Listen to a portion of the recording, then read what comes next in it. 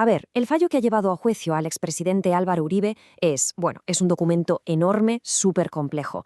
Pero la pregunta es, ¿cómo se construye una decisión así? Pues eso es justo lo que vamos a hacer aquí. Vamos a desmontar el rompecabezas de este veredicto, pieza por pieza, para entender de verdad la lógica que usó el tribunal. Vale, vamos a meternos en materia, porque aquí está la clave de todo. El gran reto para el tribunal era precisamente ese. No se trataba de un solo acto, sino de ser capaz de conectar una serie de eventos, de llamadas, de pagos, que, según la defensa, eran meras coincidencias. La Fiscalía, por su parte, decía que de coincidencias, nada, que todo formaba parte de un plan perfectamente orquestado. Los dos cargos principales son fundamentales y van de la mano. Primero, el soborno en actuación penal, que, para que nos entendamos, es básicamente pagar a un testigo para que mienta. Y luego, el fraude procesal, que es coger ese testimonio falso y usarlo para intentar engañar a la justicia. O sea, uno es el medio y el otro es el fin. Sencillo. Y esta frase es genial porque ilustra a la perfección el método del tribunal. De hecho, la propia jueza usó esta metáfora del rompecabezas.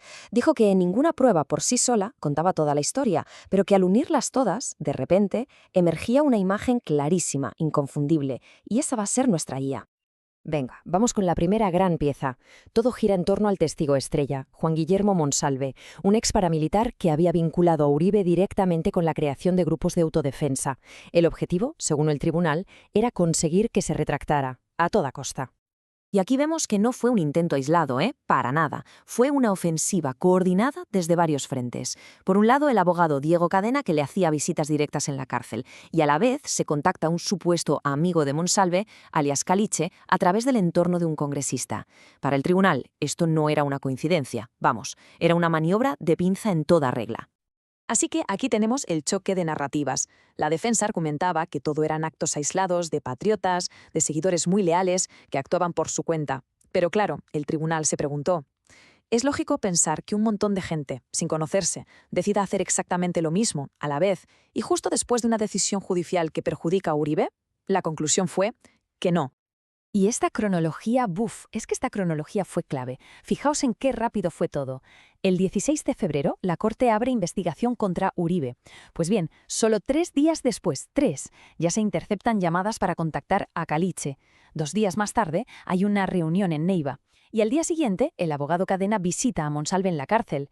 Para la jueza, una secuencia tan apretada no era casualidad, era causalidad. Y esta es una de las pruebas que, según el fallo, desmonta por completo el argumento del patriotismo. En una llamada que se interceptó, Caliche se queja de que no ha recibido dinero. Sus palabras exactas fueron: ellos son los que necesitan el favor, y que no les habían dado ni para la gaseosa. Para el tribunal, esto demostraba 2 cosas: que era un asunto de dinero, y que la iniciativa venía del lado de Uribe, no de Monsalve. Pasamos a la segunda gran pieza del rompecabezas. Según el fallo, el plan no era solo silenciar a un testigo, sino también crear otros nuevos, de la nada. La meta era fabricar testimonios para desacreditar a otra figura clave que había testificado contra el expresidente. La estrategia, la verdad, era bastante directa. Si no puedes con el mensaje, ataca al mensajero. El objetivo era Pablo Hernán Sierra. Y el método fue buscar a excompañeros suyos, como Carlos Enrique Vélez, para que firmaran cartas y declararan que Sierra mentía. ¿A cambio de qué? Pues a cambio de dinero. Y ojo, que no hablamos de calderilla. Las pruebas bancarias y los testimonios, incluido el del propio Vélez, documentaron pagos que rondaban los 60 millones de pesos. Este rastro financiero fue una prueba súper contundente para el tribunal porque demostraba que había un incentivo económico muy claro para mentir. Y aquí hay un detalle muy interesante, y es el lenguaje que usaban. En las conversaciones grabadas casi nunca se oye la palabra pagos o dinero. Usaban un código: viáticos.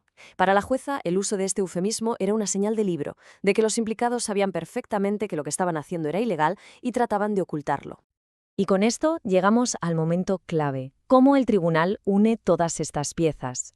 No se valoró cada prueba por separado, de forma aislada. Lo que se hizo fue buscar el patrón, el hilo que las conectaba a todas en una sola imagen coherente. La jueza basó su conclusión en 4 pilares fundamentales. Primero, las enormes contradicciones de los testigos de la defensa. Segundo, el uso constante de ese lenguaje en clave. Tercero, el rastro de dinero que era innegable. Y cuarto y último, la sincronización casi perfecta de los hechos, que desafiaba toda lógica de la casualidad. Juntos, estos 4 elementos formaron la imagen completa del rompecabezas. Por todo esto, la conclusión final del tribunal fue inequívoca. Las pruebas, vistas en su conjunto, no mostraban actos espontáneos de seguidores leales, mostraban una estrategia deliberada, unificada, para manipular testigos, una estrategia que se originó y se coordinó desde el círculo del expresidente.